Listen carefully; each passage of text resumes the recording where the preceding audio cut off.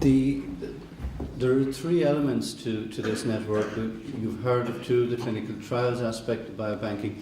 The third is the patient registry. I think it's very important to have a population-based element to a project like this, because not all patients will be involved in trials, not all patients will have samples taken for biobanking, but we need to know what happens to everybody, the typical patient and the atypical patient, and the only way you can do that is by collecting population-based data.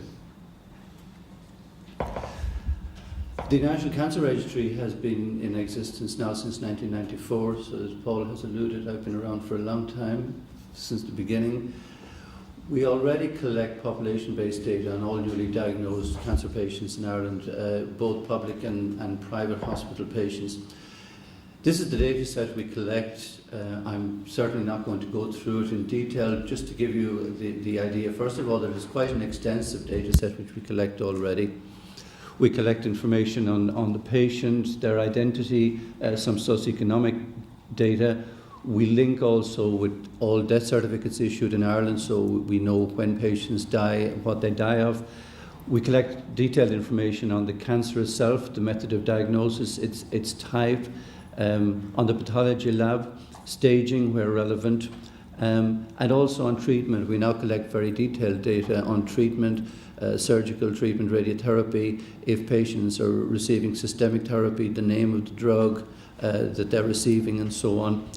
We also try to collect some information on follow-up, but our information on follow-up is very deficient because we don't have the resources to carry out active follow-up on the cancer patients.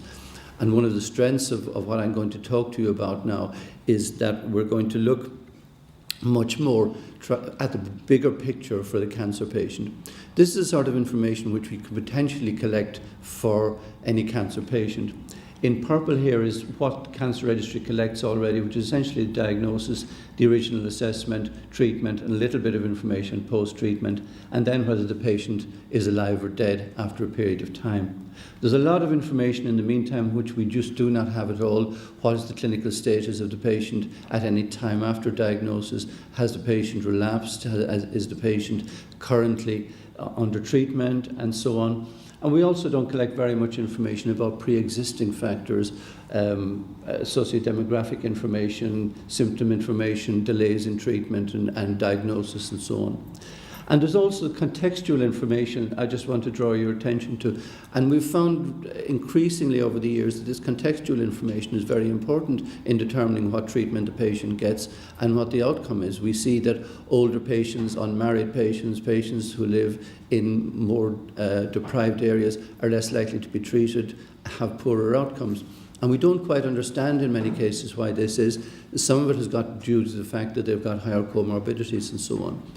So if we're to understand the outcome for patients, we need on the one hand the hard scientific evidence from the clinical trials, but we also need to know how is that information being applied to the treatment of the typical patient at a population level. And we see that guidelines are not implemented in the treatment of many patients, and we need to understand these because these have got a very big impact on outcome. Although we have the scientific information, we need also this sociological information, if you like. So what we're proposing to do within the Blood Cancer Network is to look at a system of enhanced registration where we collect a much more detailed data set. So first of all, we will look at better ascertainment, in other words, better pickup of these cases.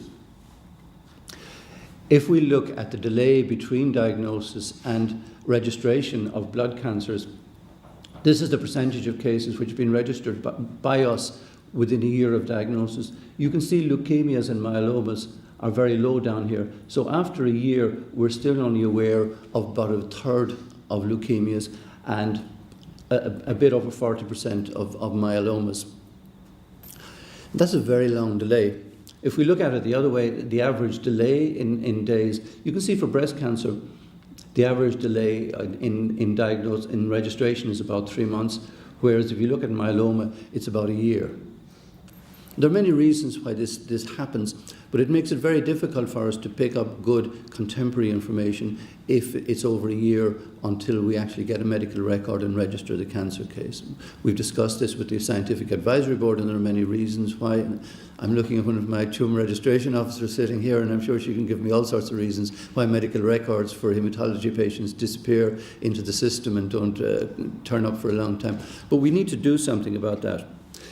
So we're going to look at much better ascertainment, better clinical cooperation, wider access to sources of information on diagnosis, more extensive data set on diagnostics, cytogenetics, immunophenotyping and so on, looking at first, second, subsequent treatment rounds and so on, follow-up data on treatment clinical status, and also, as Eva has mentioned, linkage to the biobank and linkage to the clinical trials network, so that we not only have the clinical information, but we also have the biobank and the clinical trials information.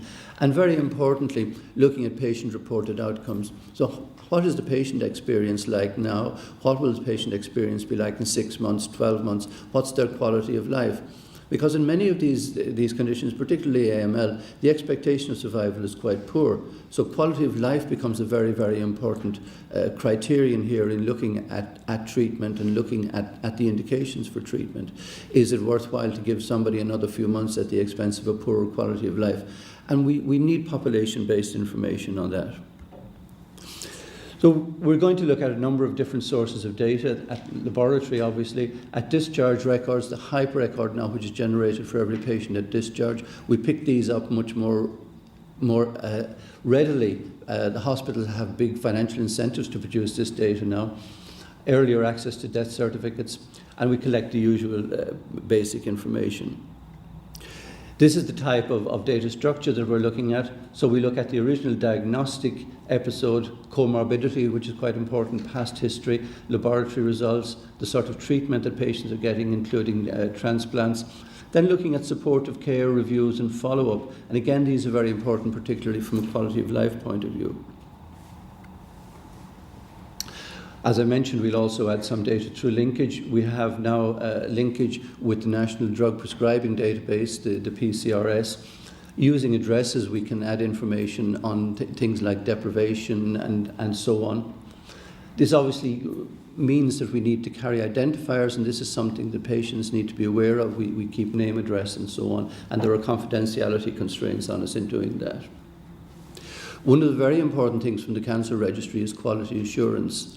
When you're collecting population-based data on everybody, you need to be sure that you maintain a high level of consistency and quality. One of the aspects of a registry is the ability to compare inputs and outcomes over a very long period of time with consistency of coding and consistency of classification. So we will run many consistency checks, completeness checks to be sure that we're not missing any cases, looking at the percentage that have been microscopically verified, that have unknown values and so on. And I think particularly emphasis on timeliness. We need to do much better with regard to blood cancers than we're doing at the moment. Equally important is that the information we collect is shared with the clinical community, with patient groups and so on. So we put an emphasis on dissemination. We produce regular reports, we produce fact sheets.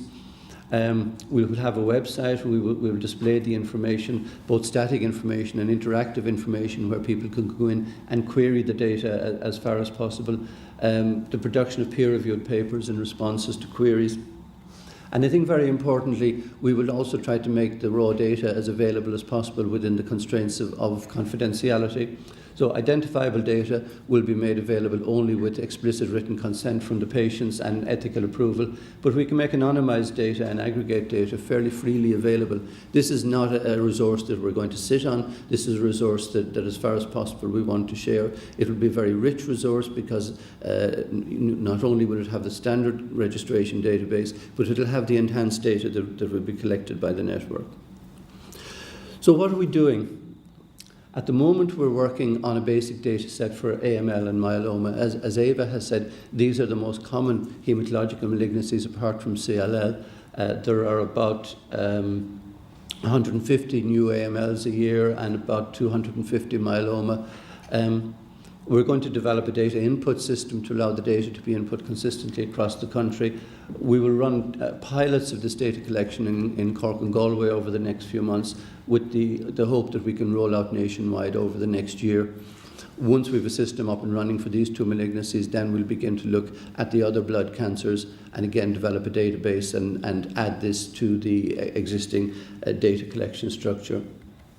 We're also going to look at the patient-reported outcomes. This is quite a specialised area, so we're going to recruit a researcher who's got experience and expertise in this area. We'll send questionnaires out to a sample of patients who are already registered with the National Cancer Registry to test the concept. And this will also allow us to cover quite a long patient pathway, so we can send questionnaires to patients who've been diagnosed 5 years ago, for instance, to patients who've been diagnosed recently. And we will also obviously use the cohort of patients that have been registered through the Blood Cancer Network, again, with consent, to send them out questionnaires on a regular basis throughout their pathway through the disease. So that's a brief outline of what we're going to do on the population-based side. At the moment, as with a lot of what's in BCNI, this is work in progress. We obviously don't have any results to show at this stage, but just to give you a feeling of the sort of work that we're going to do. I think this is very exciting for us to be able to have not only the basic registration data set, but the sort of follow-up information, I think, which is very valuable in terms of looking at response to disease, in looking at quality of life at different stages through the treatment process, and to be able also to give numbers to people like Professor Dwyer, who are trying to plan clinical trials and who need to know how many suitable patients there are going to be at different phases of disease who can be recruited. So, thank you very much. Thank you very much, Harry. Some questions or comments for Dr. Coomer? Please, Caroline. So, I'm also wondering, in terms of getting the clinics, for example, to enter the assessment, to get the clinics to enter the assessment data into the registry. Mm-hmm. Do you have a plan sort of in place and how to collect that data in a systematic way, or how to sort of instill the culture to make it second nature that data is entered? No, our plan is essentially to do active data collection ourselves, so to hire people who will go to the clinics, who will go to the records and extract the information from them. Our experience of having clinicians enter data has not been hugely positive. These are uncommon conditions, and one a week or one a fortnight, people forget. Yeah. And we are going to try to develop a fairly simple web-based messaging system where clinicians can inform us, for instance, of changes in the patient's disease status. I think that would be very useful as a trigger to come back and to look for additional information. We're going to see how this works. I would be very, very happy if it worked, but I wouldn't be surprised if it didn't. And we will send people, once we have got somebody registered, we will send out regular reminders to the clinicians to say that, this patient has now been registered with us. If there's any change in their status, can you please let us know? The numbers are quite small and quite manageable. It'll only be a few hundred a year. And we process about 40,000 cases a year, so a few hundred would not be a big undertaking for us. But certainly our experience has been that if you want to get good quality and very detailed information, you really have got to go out and collect it yourself. Please. I was just wondering, are you, from an industry point of view, real world evidence is the buzzword at the moment. I'm just wondering if you're going to integrate health economic endpoints into it, such as healthcare resource utilisation, to give information on the more health economic side. There is some information in the patient-reported outcomes that can be used for that. To be honest, I'm not an expert on health economics or measuring utility or anything like that.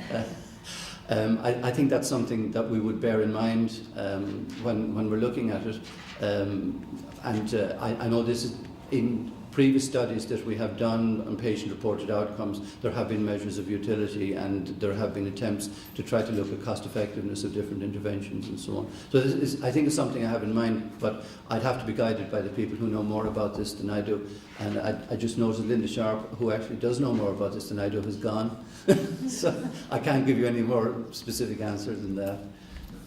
Okay, well, again, thank you very much, Harry, and for all of your work in guiding the National Cancer